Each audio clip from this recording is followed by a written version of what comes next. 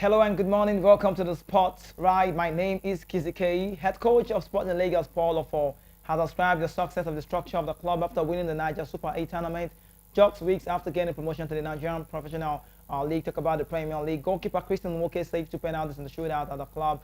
Beat Remo Stars 4-2 on penalties after regulation time ended 1-1. 3 weeks ago, the club also secured a promotion to the Nigerian Premier Football League 1 year after it was founded. Ofo was appointed before the start of the just completed NNL season in the match, joining the Cotonou-based Premier League club Jeja FC. After 4 months in charge, the former assistant coach of Warri Wolves led the team to promotion to the Nigerian Premier Football League before, winning the off-season Niger Super 8 tournament, which they entered, and they got everything right. Coach of a Wildcat. It feels good that you set objective at the beginning of the season and you can achieve it, coming from Paul Ofo. And the most important thing is the structure of the club. Sporting Lagos is a very, very wonderful side and also intentional about growth. A photo of report. He added that the final of the Niger Super 8 was just another litmus test for his team after gaining promotion to the MPFL few days before the start of the competition. Let me say congratulations to this very much side. He said it was going to be a very difficult game, but we got it right. Now, Coach Dan Ogumade is a fighter, and we came off the back of 2 tough games against Katsina United and Akwa United. That was what affected us in the closer stages of the final, that we couldn't run very well anymore, and given the quality of Remo Stars too. It was a good final. It was a privilege to play against the big teams like Eyimba, Akwa United, Remo Stars, and Katsina United respectively, he said. Now, the promotion of the Sporting Lagos side to the MPFL was just greeted by Boston fans in Lagos who stormed the Mobolaji Johnson Arena in styles to support the club during the Niger Super 8 tournament. Let's say that again very well on the show this morning. Congratulations to Sporting Lagos of Lagos City. That's just a wonderful side coming from Paul Ofo. He's the manager of that side, and I think I would say they're making sure everything is okay. So you need to know 1 day to go for the Super Falcons to be doing it right for us. It's just 1 into the FIFA Women's World Cup coming up tomorrow, and that's going to be in Australia and New Zealand hosting it. Now, Super Falcons head coach Rando Waldrum says the team is prepared for their opening game against Canada at the 2023 FIFA Women's World Cup. Australia and New Zealand also will be hosting the 10th edition of the Women's World Cup from July 20th to August 20th. The Super Falcons will take on Canada at the Melbourne Rectangular Stadium on Thursday. In a video posted by the NFF Twitter handle, Waldrum praised the girls' work ethic. He said, good session, a good day. We did a lot of work and we did so much to see that we come out well. Waldrum declared the players were into it. It was intense, and then we got a chance to work on some of the tactics. So very pleased with the training today. Obviously, the weather is going to be a little bit of a factor. It's colder there than it's here. It's winter in Australia, so we're just going to have to adapt to it.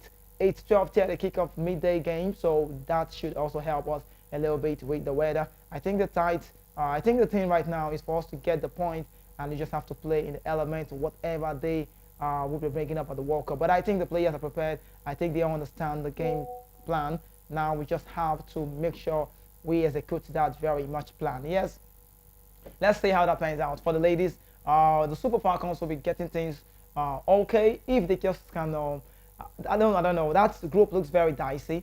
One reason is the fact that we're going to play against the Canada side. The Canadian side are just the Olympic champions. Don't forget, we also will playing the likes of Republic of Ireland. That was the last match, and also the middle game is going to be Australia. You don't want to go there and just flop. We're playing against the whole side, and you know how Australia can actually get a beat. They play good football. So Super Falcons all the way. I just want to believe they would come out strong. Don't forget, we have a lady who is in that very much team.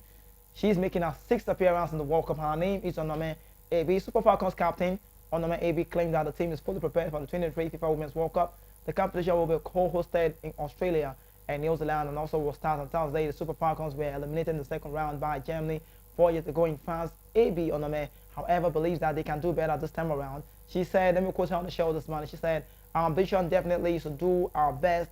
We approach this World Cup with our mindset of performing to our utmost best and conquering. We had some disappointments at the last African Women's Cup of Nations where we did not put our best performances.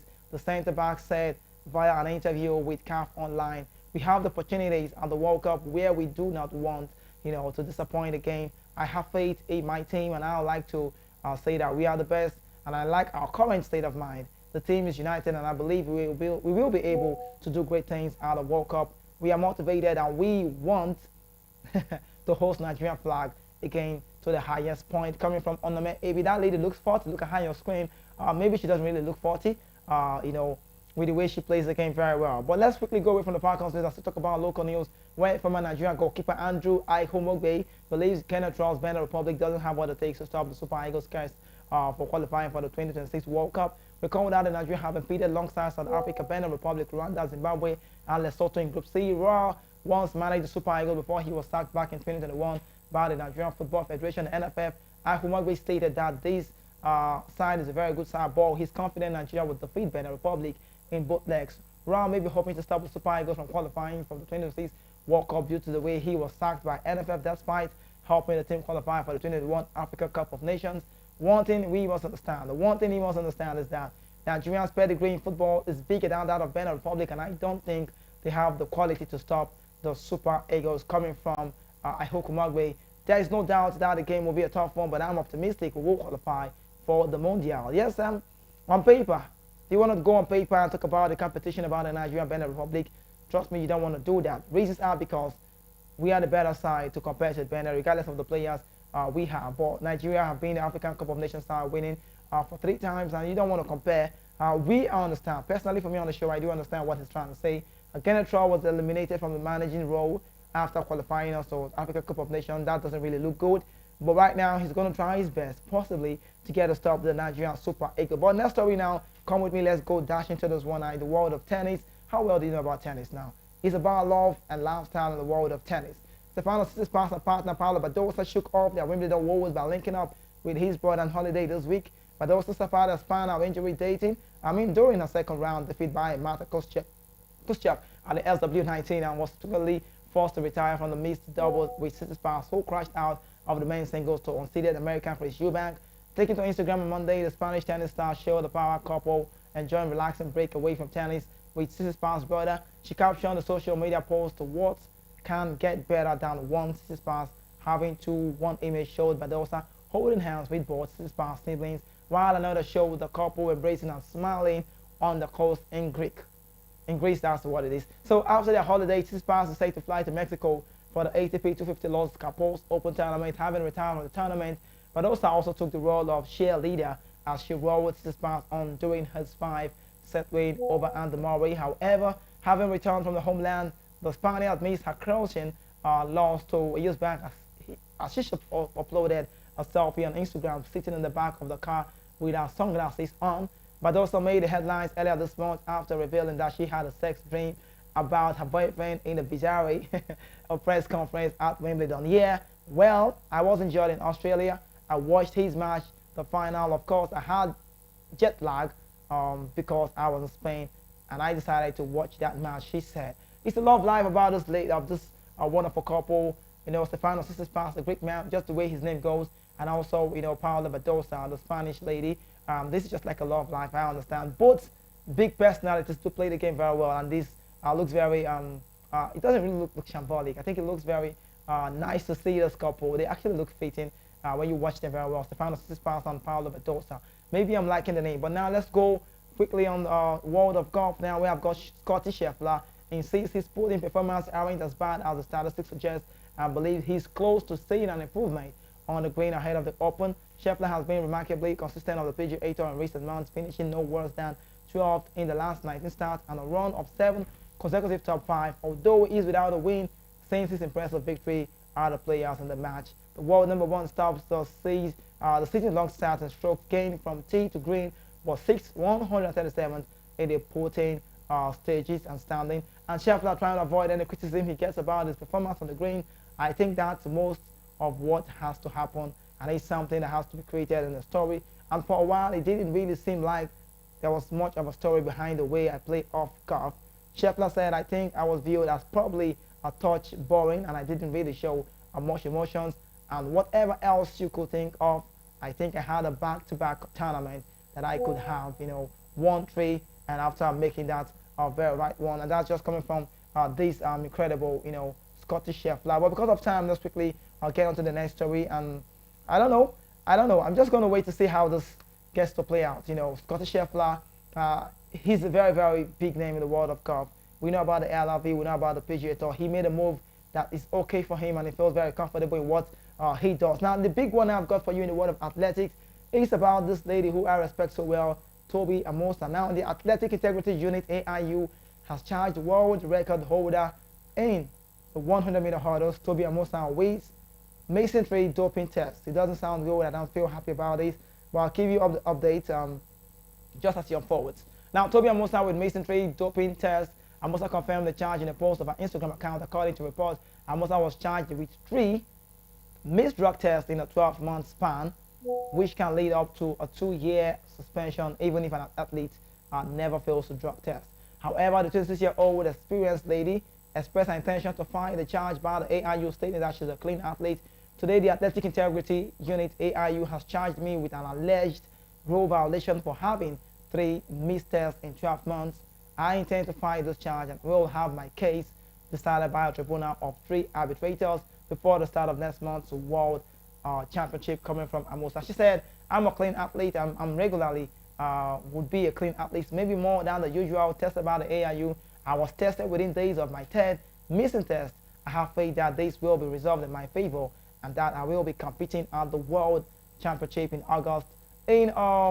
Meanwhile, talking about this time, in the meantime, I asked the media to respect my privacy while I address this allegation in my upcoming arbitration. On the World Athletics, talking about anti-doping rules, the application, it's applicable that sanctions for 3 whereabouts failures of 2 years and eligibility subject to reduction of a minimum of 1 year depending on the athlete's degree of fault. Now, athletics have a 3 strikes rule that states if an athlete does not provide accurate whereabouts information for a doping test, that may incur a declaration of missed test or failing failure. 3 strikes in a 12-month period in a doping violation.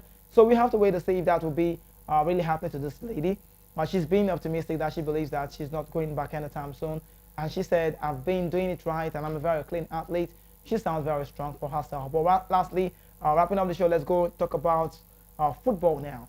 Manchester United have agreed a fee for around £47 million with Inter Milan to sign former Cameroonian goalkeeper Andre Onana. According to reports, Onana is set for a medical and is on the verge, expected to sign a 5-year contract with Manchester United after the Premier League club met Inter Milan valuation.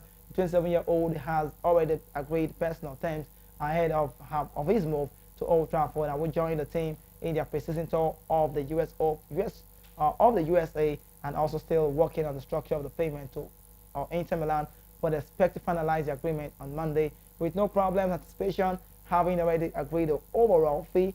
Manager Erik ten Hag identified Onana as the club primary target, and this is what it is after allowing David De Gea to leave the summer. David De Gea existed Old Trafford in a free transfer last week, and now we have to be talking about Andre Onana. David De Gea, don't forget, spent 2 years with the club, but Dean Henderson is also expected to be sold to Nottingham Forest for a fee of around £20 million ahead of Onana's arrival. Onana and Ten Hag also know each other very well, having worked together at the Dutch-style club, that's Ajax Amsterdam. And Andre Onana currently now maybe just might be wearing that jersey. I think he's going to be joining them in the preseason. Talk about Manchester United. Now it's about real record, now real. Let's go and talk about Arsenal defender William Saliba has revealed that Liverpool defender Virgil van Dijk is his role model. Saliba, widely regarded as the best centre-back at the Gunners, was injured during the run in the end of the last campaign. His absence resulted in the Gunners dropping points and losing the Premier League tie in Manchester City against Man City. I still watch him, Saliba said to Virgil van Dijk. According to reports, I really like his quality in 1-against-1, his calmness, his composure, and his long balls as well. He has everything, and for me, he has a good defense to learn from. I think he has, for 2 or 3 years, being the best defender in the world, coming from that man, William Saliba. Now, lastly on the show, still on the transfer news, I got this one. Now, Everton have registered their interest in signing Super Eagles forward Kelechi Iheanacho. The Leicester City striker has 1 year remaining on his contract. According to report, the Foxes are on the verge of, forcing a move to sell the Nigerian international to avoid him leaving on a free transfer next summer. Leicester City will look to sell Iheanacho from between €10 million to €15 million. The 26-year-old managed 8 goals and 5 assists in 35 appearances across all competition for Leicester City, and also Iheanacho, who scored 42 goals in 198 Premier League outings so far, won the FA Cup with Leicester City in 2021. He also arrived at King Power Stadium from Manchester City in a deal worth €25 million back in 2019. So Kelechi Iheanacho is on the verge of leaving, Leicester City. We might be seeing that man make that move to, a great football side, Everton, who will be managed by Sean Dyche. Not long they got Young, the man who was his teammate, and that's just what it is. I'm so sure he doesn't want to play the championship, and his valuation is not that so big. So maybe, no disrespect to Kelechi Iheanacho, just might be saying him, take that move, make a move to the Evertonian side, the Messi side, to become a player. He still wears a blue jersey, it doesn't make any difference, but with a different team and a different style. So this is where I'll have to call it a wrap on the show. I have to go now. Time far gone, but I'll return again hopefully for you tomorrow, which happens to be a Thursday, for another exciting sporting stories to keep you updated, as this remains my major objective. But for now, I'm going. My name is Kizzy K. Stay safe out there. Bye for now.